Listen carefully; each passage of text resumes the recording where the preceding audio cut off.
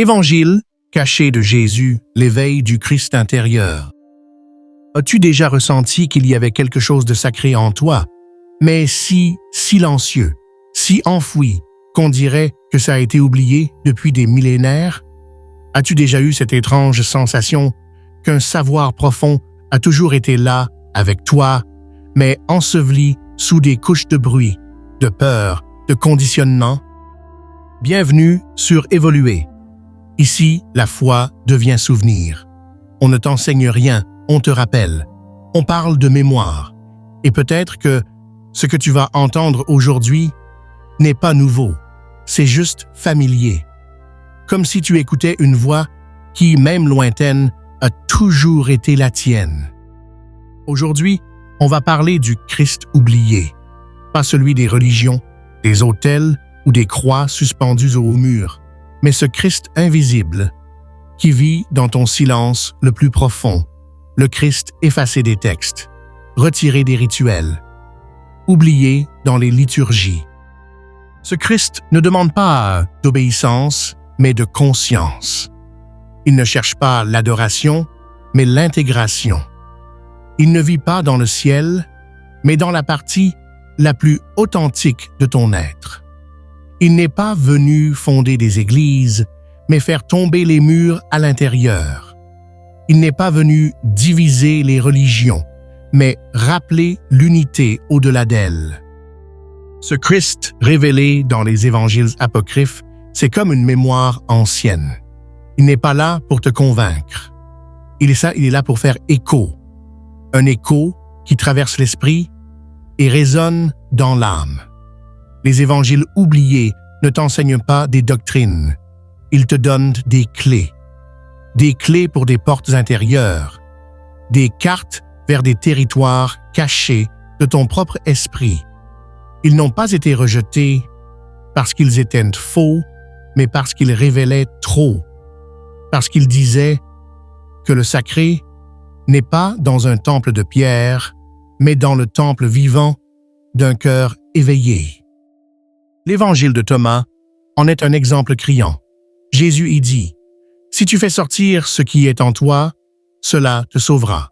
Si tu ne le fais pas, cela te détruira. » Ce n'est pas une menace, c'est un appel. Un rappel que ce que tu cherches dehors ne peut être trouvé qu'en toi. Il n'y a pas de salut sans révélation de soi, pas de miracle sans connaissance de soi. Ce qui n'est pas conscient te contrôle. Ce qui n'est pas éclairé te consume. Et ce Christ oublié, ce symbole réel, est l'étincelle qui attend d'être reconnu en chacun de nous. C'est difficile à accepter dans un monde qui t'a appris à te mettre à genoux, qui t'a dit que tu n'étais pas digne, qui a dressé une hiérarchie entre toi et le divin, qui a placé des médiateurs, des rituels, des règles, des poids entre ton âme et la lumière. Mais, et si je te disais que rien de tout ça n'est nécessaire, que tu peux accéder à cette présence, maintenant, sans aucun intermédiaire? Et si je te disais que le Christ n'est pas quelque part, loin, en train d'attendre que tu mérites, mais simplement là, en attente que tu te souviennes? Ce souvenir n'est pas intellectuel. Ce n'est pas quelque chose qu'on apprend dans les livres. Il surgit comme un silence qui s'impose, comme une vérité qu'on ne peut pas expliquer, mais seulement ressentir. Une certitude qui naît sans effort, que tu as toujours été relié au tout, que tu as toujours été divin. Il n'y a jamais eu de séparation, juste de la distraction. Et pourquoi ça a été caché? Pourquoi ces évangiles ont été enterrés, brûlés, rejetés par les conciles et les prêtres? Parce que le souvenir libère, et un être humain libre, éveillé, conscient de son étincelle divine, ne peut pas être manipulé. Il ne suit pas aveuglément.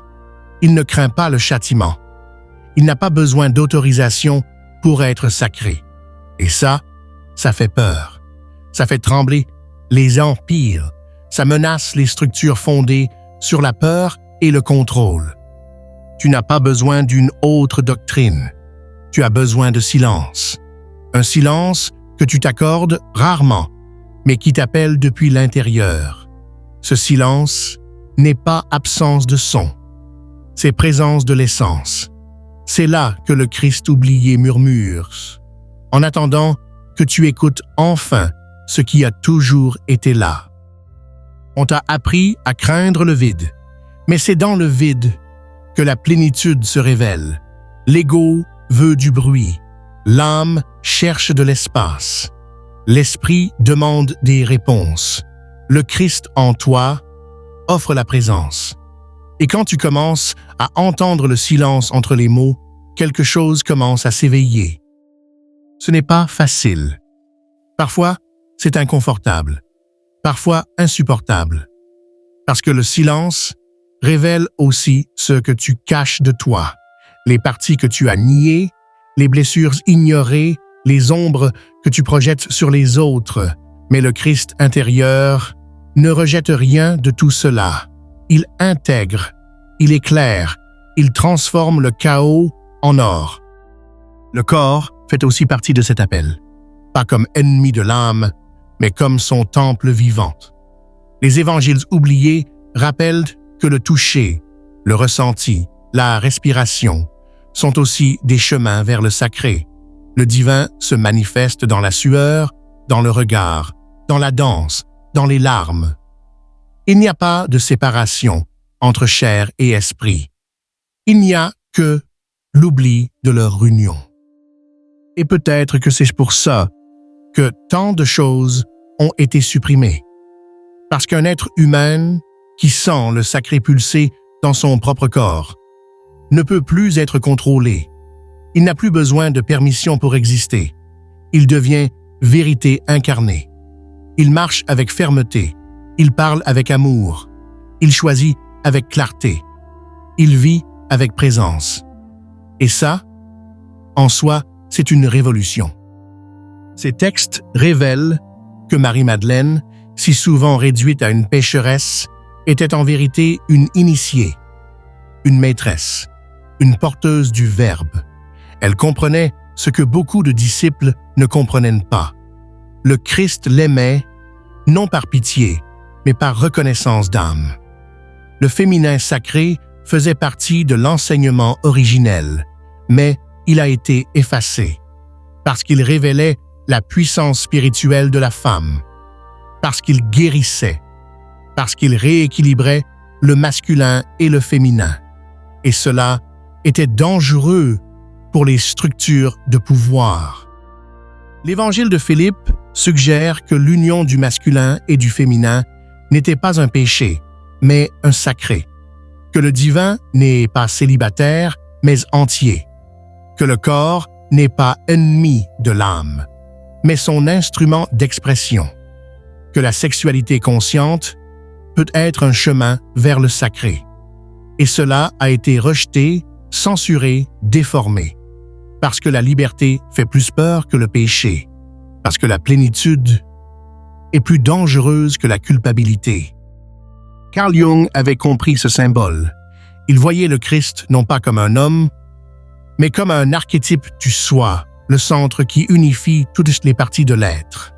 Le point où la lumière et l'ombre se rencontrent, se reconnaissent et cessent de lutter. Le Christ, pour Jung, est l'image vivante de la totalité intérieure. Et cette totalité ne s'obtient pas par le sacrifice, mais par la lucidité. Il a dit « Celui qui regarde à l'extérieur rêve. Celui qui regarde à l'intérieur s'éveille. » Et ce Christ oublié, c'est cet éveil. Rumi disait « Tu n'es pas une goutte dans l'océan. Tu es l'océan entier dans une goutte. » C'est ça, l'essence de l'enseignement apocryphe. Le divin n'est pas à l'extérieur. Il est concentré en toi, dans chaque cellule, chaque battement de cœur, chaque respiration. Et quand tu t'alignes à ça, tout change. Les questions cessent, la quête se dissout, parce que tu n'as pas trouvé une réponse, mais un état. C'est peut-être pour ça que nous sommes ici. Pas pour offrir des certitudes, mais pour provoquer des souvenirs. Si quelque chose en toi a résonné, ne l'ignore pas. Cet écho est l'étincelle qui tente de briser l'oubli. C'est le Christ intérieur qui commence à émerger des ombres de l'inconscient. Cette chaîne parle de spiritualité, mais pas comme une tendance. Elle parle de l'essence, comme mémoire, d'enlever les voiles un par un jusqu'à ce qu'il ne reste que la présence.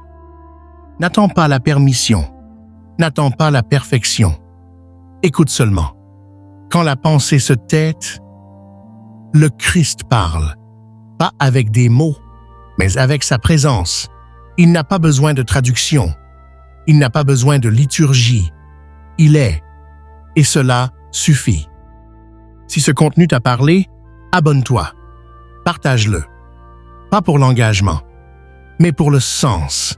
Parce que peut-être, quelqu'un, en ce moment, a besoin de se souvenir de soi. Peut-être que ce message est l'étincelle qui manquait. Et ensemble, même dans le silence, on peut maintenir cette lumière. Ici, c'est évoluer. Un espace pour ceux qui en ont assez de chercher à l'extérieur et qui ont choisi de revenir à l'intérieur. Pour ceux qui sentent qu'il y a quelque chose au-delà des mots, au-delà des rites, au-delà des promesses. Pour ceux qui ne se contentent pas d'explications et qui veulent des révélations. Pour ceux qui savent que le vrai miracle n'est pas de marcher sur l'eau, mais de traverser son propre abîme et d'en ressortir entier, éveillé, complet, présent. Tu n'as pas besoin de tout comprendre maintenant, ni d'être d'accord avec tout. Tu as juste besoin de permettre le silence, parce que, au moment où tu cesses de fuir, le Christ oublié recommence à respirer en toi, et peut-être qu'il n'est jamais parti. Il n'exige rien, ni foi, ni explication. Le Christ, que les livres ont oublié, ne t'a jamais oublié. Il attend, dans l'intervalle, entre deux respirations, dans le moment, juste avant que surgisse la pensée suivante, dans le silence, où enfin tu es. Et si tu es arrivé jusqu'ici, ce n'est pas par hasard. C'est qu'une partie de toi savait déjà, une partie de toi a toujours su. Et maintenant, tu n'as plus besoin de chercher. Tu as juste besoin de commencer à te souvenir. Évoluez. Découvrez votre meilleure version. Un voyage sans fin.